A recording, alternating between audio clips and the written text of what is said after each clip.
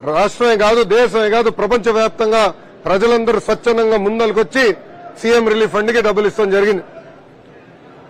Relief గానీ rehabilitation గానీ దాదాపు 1000 కోట్ల రూపాయలు ఎన్డీఏ ప్రభుత్వం ఖర్చు పెడతాం జరిగింది. రెండో విషయం, సొంత లావాదేవీల కోసం ఏకంగా దొంగ కేసు బనాయించి ముంబై నుంచి ఒక యాక్ట్రెస్ ని తీసుకొచ్చి విషయం ప్రజలందరూ ఇప్పటికీ చూస్తున్నారు. దాంట్లో చాలా స్పష్టంగా ఎంక్వైరీ జరిగే సమయంలో పోలీస్ అధికారుల్ని తాడిపల్లి కొంపకి పిలిచి అక్కడ ఆదేశాలు ఇచ్చారని ఇన్ రైటింగ్ మాకు వస్తాం జరిగింది. దానిపైన ఈ ఫేక్ జగన్ ఏ సమాధానం చెప్తాడని సూటిగా ఈ రోజు నేను ప్రశ్నిస్తున్నా. ఇంకో పక్కన చూసాం, వరదల్లో మనందరూ ఇబ్బంది పడుతున్నాం. దాదాపు 12 లక్షల క్యూసెక్స్ వరద వచ్చింది. అంటే ఇంకొక 1,00,000 వచ్చుంటే ప్రకాశం బ్యారేజ్కి ఏమయ్యేదన్న పరిస్థితిలో వైకాపా రంగులతో ఉన్న బోట్లు వచ్చి అక్కడ గేట్లని ఢీ కొట్టుకుంటున్న విషయం ప్రజలందరూ చూశారు. ఇప్పుడు ఏకంగా మా పార్టీ వాళ్ళు కాదని ఏకంగా సొంత పార్టీ వాళ్ళని కూడా బయట గెంటేసే పరిస్థితి. చంద్రబాబు నాయుడు గారు చాలా స్పష్టంగా విశాఖ ఉక్కు ఆంధ్రుల హక్కు, ప్రైవేటీకరణ మేం చేయము అని 100 సార్లు చెప్పినా ఈ ఫేక్ జగన్ ఫేక్ ప్రచారం చేస్తున్నారు. అంటే పొద్దున్న నుంచి రాత్రి నేను తెలిసింది ఓన్లీ ఫేక్ ప్రచారం. జగన్ గారికి నేను సూటిగా ప్రశ్నిస్తున్నాను, మీరు 2019 ముందల నేను పెన్షన్ పెంచుతాను ఇట్లా అన్నారు. ప్రజలకు అర్థం వల్ల పాపం అధికారంలోకి వచ్చిన మొదటి నెలలోనే 1000 రూపాయలు పెంచుతారనుకున్నాడు. కానీ ఇదేంటంటే కటింగ్ బిజినెస్. అప్పుడు ఒక 250, అప్పుడు ఒక 250, ఆయనకు 3 వచ్చినప్పుడు ఇంకో 250. అదే చంద్రబాబు నాయుడు గారు ముఖ్యమంత్రి అయిన వెంటనే 3,000 రూపాయల పెన్షన్ ని 4,000 రూపాయలు చేశారు. వికలాంగులకు అందించే 3,000 రూపాయల పెన్షన్ ని 6,000 చేశారు. శాశ్వతంగా బెడ్ పైన ఉన్న వాళ్ళకి ఏకంగా 5,000 రూపాయల నుంచి 15,000 రూపాయలు చేశారు. ఇది ఆయనకి కంపడట్లేదు. ఇంకా నెయ్యి గురించి ఈరోజు ఆయన మాట్లాడుతూ నిజంగానే చాలా బాధేస్తాం. అంటే వాస్తవాలు మేము ప్రజల ముందర పెట్టకూడదా? మీలాగా పింక్ డైమండ్ రాజకీయాలు మేము చేయట్లేదే. చంద్రబాబు నాయుడు గారు ఏం చెప్పారు? తిరుపతి లడ్డు కరెక్ట్ గా లేదు, క్వాలిటీ లేదు, నాణ్యత లేదు, మేము టెస్ట్ పంపించాం, టెస్టులు అన్ని వచ్చినాయని చెప్పారు. రిజల్ట్స్ అన్ని కూడా మీడియా మిత్రులకు పెట్టాం, అధికారులు కూడా పెట్టాం. దాంట్లో చాలా క్లారిటీగా ఉంది. అది ఆయన కంపడట్లేదా? మళ్ళీ 5 సంవత్సరాలు మీరు పీకిందేంటి? మీడియా మిత్రులు మీ అందరూ తెలుసు, మీరు తిరుపతికి వెళ్లి తిరుమలకి వెళ్లి భక్తుల దగ్గర బైట్స్ తీసుకుంటున్నారు. నేను చూసా అనేక బైట్స్. భక్తులే స్వయంగా మేము ఇన్ని దశాబ్దాల నుంచి వచ్చాం, గత 5 సంవత్సరాలు లడ్డు నాణ్యత లేదు, చిన్నగా అయింది, అలాంటిది బాబు గారు ప్రభుత్వం వచ్చిన వెంటనే నాణ్యత పెరిగింది, సైజు పెరిగింది, క్వాంటిటీ పెరిగిందని భక్తులే చెప్పే పరిస్థితి మనందరం చూసాం. ఇదేం కంపట్లేదా? ఇంకా ఫేక్ ప్రచారం ఇంకా ఎన్ని సంవత్సరాలు చెప్తారు స్వామి? ఎందుకు ఇట్లా చేస్తారు మీరు? తప్పు జరిగితే తప్పు జరిగింది, మమ్మల్ని క్షమించండి అని ప్రజలను అడగాలి. అది పోగా తిప్పి మళ్ళీ మా పైన నిందలేస్తున్నారు. ఆల్ ఎవిడెన్స్ మేము ఈరోజు ప్రజల ముందర పెట్టాం. ఇక్కడున్న బీట్ రిపోర్టర్లందరూ మీ అందరూ తెలుసమ్మా, గతంలో మీరందరూ నాతో పాదయాత్రలో ఉన్నవారు, నడిచారు. మీరు చెప్పారు నాకు నాణ్యత లేదు, అన్నదానంలో నాణ్యత లేదు, అన్ని ఛార్జీలు విపరీతంగా పెంచారు, సామాన్య భక్తుల్ని దేవుడికి దూరం చేశారని మీరందరూ కూడా చెప్పింది. దయచేసి మీడియా మిత్రులకు గుర్తు చేస్తున్న విషయం, ఈ రోజు ఒక మంచి ఈఓ గారు నియమించి మొత్తం ప్రక్షాళన చేయండి, సిస్టమ్స్ అన్ని సెట్ చేయండి అని బాబు గారు చెప్పారు. జగన్మోహన్ రెడ్డి గారికి హిస్టరీ తెలియదండి. ఆయన ఏం చదివారో ఎవరు తెలియదు. మీకు తెలుసా ఆయన ఏం చదివారో, ఎక్కడ చదివారో ఎవరు తెలియదు. కొంచెం హిస్టరీ తెలుసుకోవాలి. తెలుగుదేశం పార్టీ అధికారంలోకి వచ్చిన తర్వాతనే అన్న ఎన్టీఆర్ నాయకత్వంలో క్యూ కాంప్లెక్స్ కట్టారు, అన్నదానం కార్యక్రమం ప్రారంభించారు.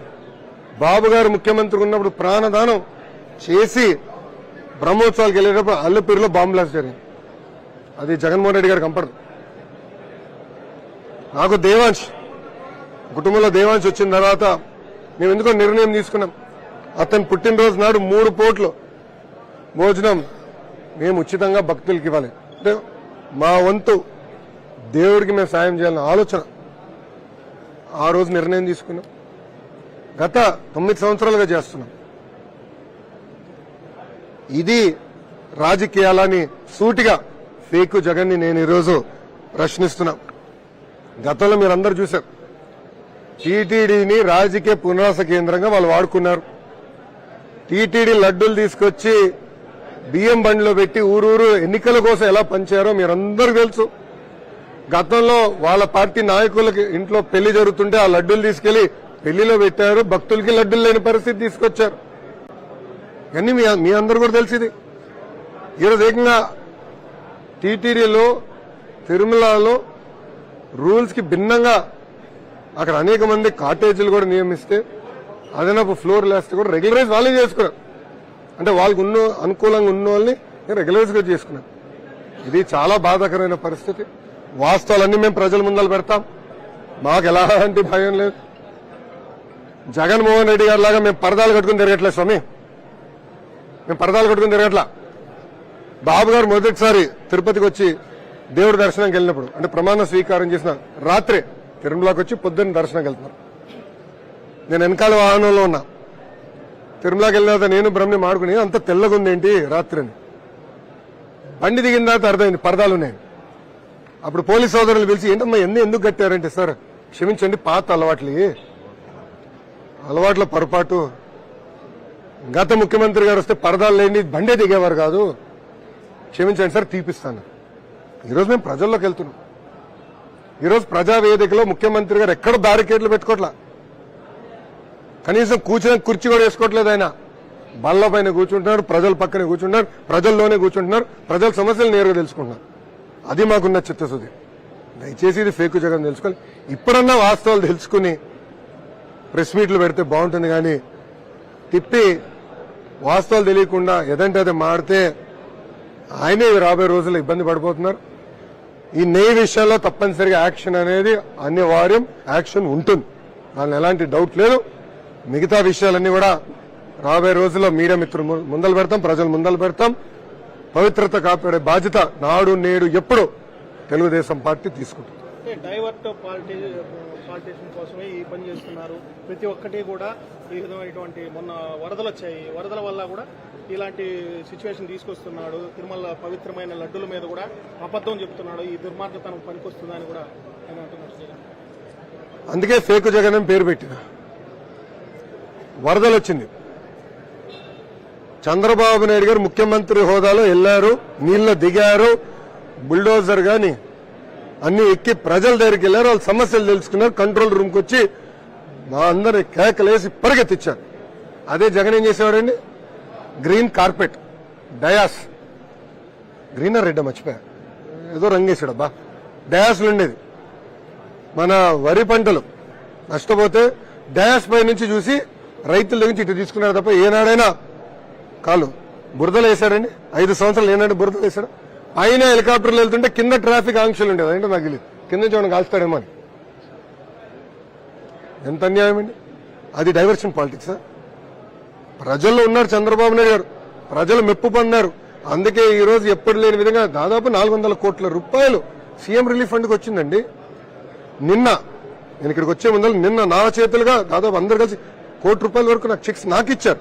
ఇసుక మాఫియా అనేది మీ ప్రభుత్వంలోనే వచ్చింది, పడవలు కూడా మీవే అని ఆరోపణ చేస్తారు. మళ్ళీ ఏం పీకాడని 5 సంవత్సరాలు చంద్రబాబు నాయుడు గారి పైన దొంగ కేసు పెట్టి 52 రోజులు జ్యుడిషియల్ రిమాండ్ పంపించిన వ్యక్తి ఎందుకు ఇన్వెస్టిగేషన్ చేయాలా? ఇసుకమైనా ఎందుకు చేయాలా? ఇప్పుడు మద్యం అన్ని బయటపడతాయి తొందరలో, నేను ఏదో వదిలిపెట్టేది లేదు. మా గతంలో కొండపైన బాటిల్ దొరికిన విషయం మీకు తెలుసు, గంజాయి దొరికిన విషయం తెలుసు. ఇదంతా మేము చాలా సీరియస్ గా తీసుకుంటున్నాం. అందుకే మంచి అధికారులు నియమించాం, సిస్టమేటిక్ గా మొత్తం క్లెయిమ్ చేస్తాం. ఒక ధర్మారెడ్డి లాగానో ఒక వైవి సుబ్బారెడ్డి లాగానో మేము ఏదో చేయాలని ఆలోచన లేదు.